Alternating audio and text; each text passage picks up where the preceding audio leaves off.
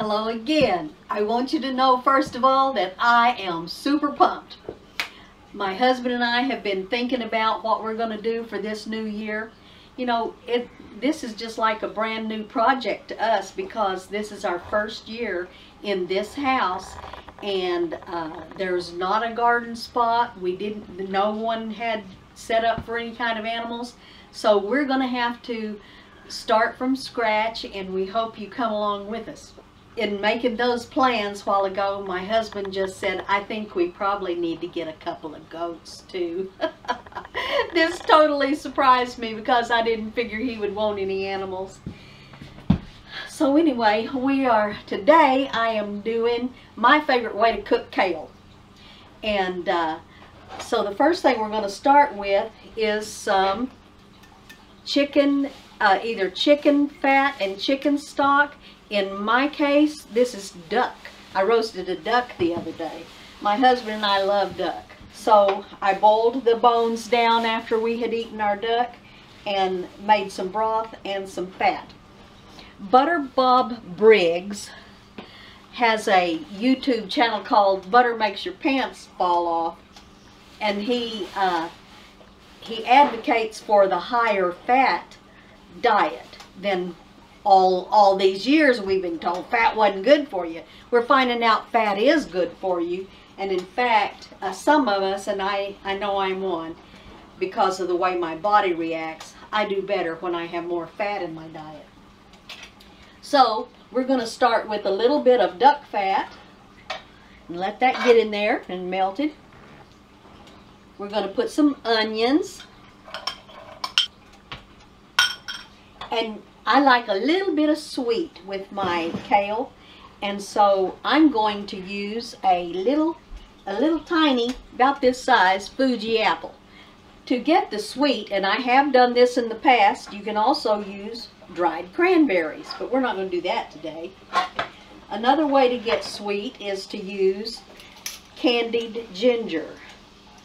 Just put a few slivers of that in there. Just anything to give you a little bit of a sweetness to it.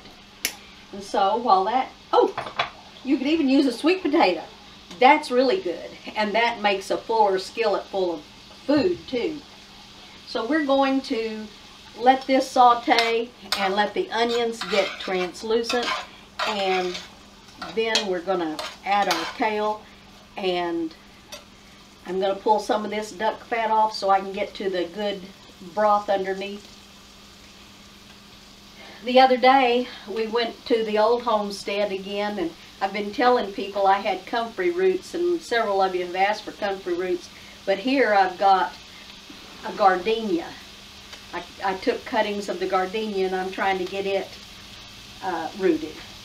So if anybody wants a gardenia start, let me know. Now this gardenia is only about, I would guess it's probably 30 years old. But if you ask for the fire in the bush, that came from the old short place, and that root stock is over 100 years old. Now I have washed this kale, and all you do is lift the kale out of the water and just fill that skillet completely up. And I've got my heat on about medium, but you can stack this pretty high in your skillet because as it cooks down, of course, that kale is going to wilt. Uh-oh, I dropped some on the floor. My little dog will come and pick it up in a minute. She loves greens. Anything green she loves. I had a poodle one time that I couldn't let go out in the garden with me to pick asparagus because she would find those asparagus spears and she would nip them off right at the ground level. And she had nipped off about 6 of them before I realized what she was doing one time, so after that I wouldn't let her go to the garden with me.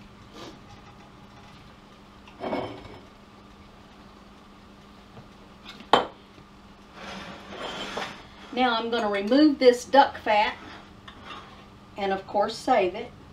If anyone needs a video on how to render duck fat or chicken fat or whatever. There are several sources on YouTube. If not, I think I'll do one later myself, because once we started cooking with rendered fat, it just makes a lot of difference. Now I'm just going to go ahead and put a little bit of this. Look how solid that is. It's just like Jell-O. That's what your bone broth is supposed to look like, with lots of solid texture to it. And that is pure collagen. And you've heard about how good collagen is for you, because it keeps your skin in good condition. Alright, just press that kale down a little bit. And you can even put a lid on it. The lid helps steam it some and makes it get a little more tender.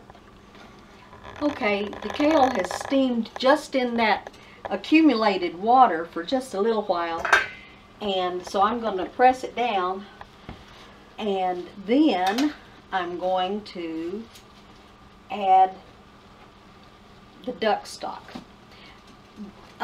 Duck is very rich, and so the best tamales I ever made was after we had killed a couple of ducks, and I roasted them and boiled the bones down and made stock, and I made the duck fat, and then I used that, both the fat and the stock, making my masa mix, and then of course I put duck meat in the tamale mix, in the meat mix, and oh, they were just delicious.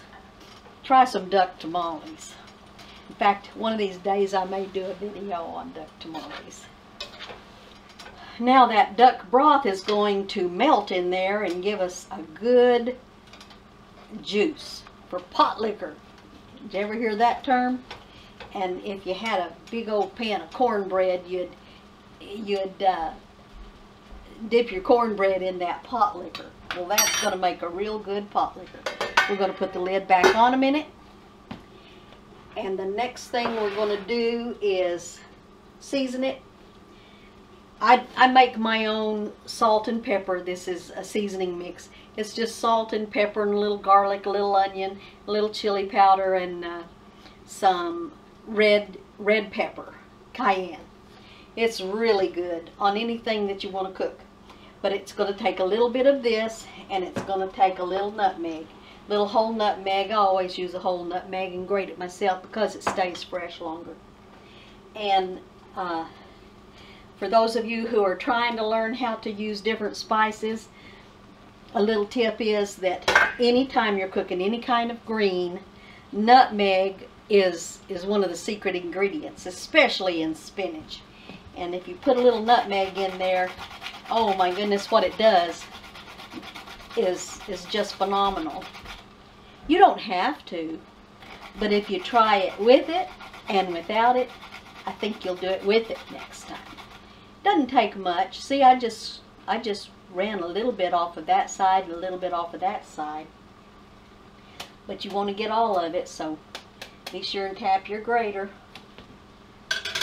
And then put that nut back in your jar, because that keeps it to staying fresh. Okay, see how much that has already cooked down. And I'm going to go ahead and put my salt and pepper in now. That's got a touch of garlic too, if I didn't tell you already, but just a hint. In all of your spices, you don't ever want to taste the spice. You want it to be just enough of a hint that people are going, oh, this tastes so good, I wonder what it is. You don't want them to say, oh wow, that has garlic in it. So, we're going to put the lid back on. We're going to let that simmer on, I've got it on 4. We're going to let it simmer with the lid for about 10 minutes. Okay, it's been about 10 minutes. We're going to check this kale now. Before I do, I want to show you what I've done with that duck fat.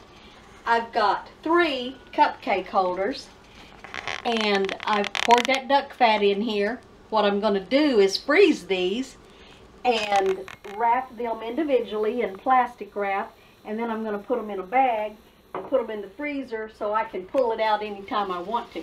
I've already done this with some beef fat, and there's 5 blocks in here. This was the 6th block, but I pulled out to show you. So you can see it's wrapped in saran wrap, but I just put those blocks of fat in there and freeze them, and I pull them out as I need them.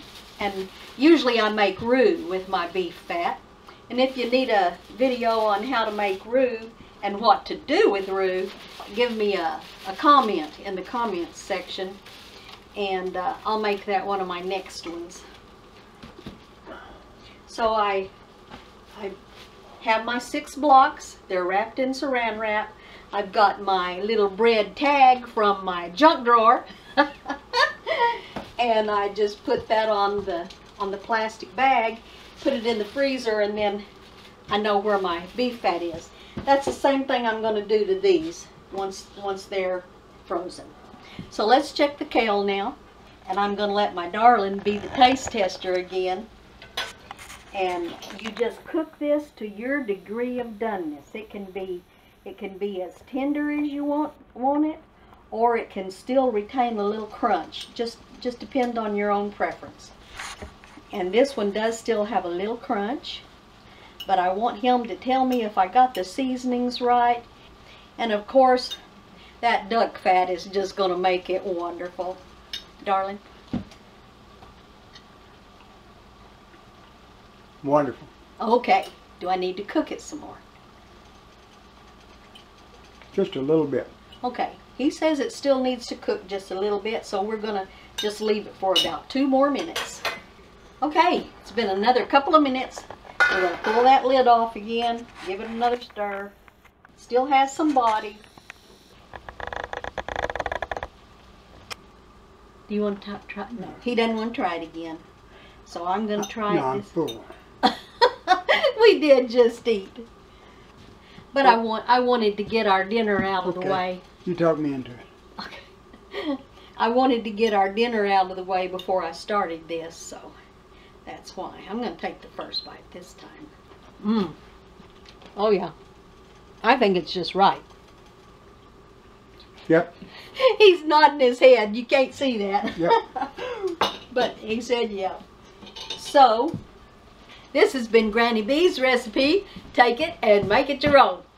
I also want to thank all of you who have subscribed to me lately. My subscriptions have gone up very quickly in comparison to what they were doing when I was just doing cooking videos.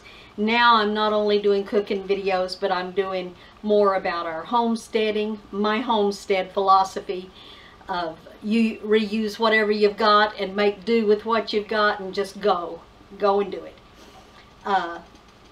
I'm doing more homesteading. I'm going to be doing sewing, quilting, just anything y'all ask me to do. I've done it all and I enjoy it all. So hit that subscribe button and you'll be one of the first to know when I put up a new video, and I thank you so much. Bye bye.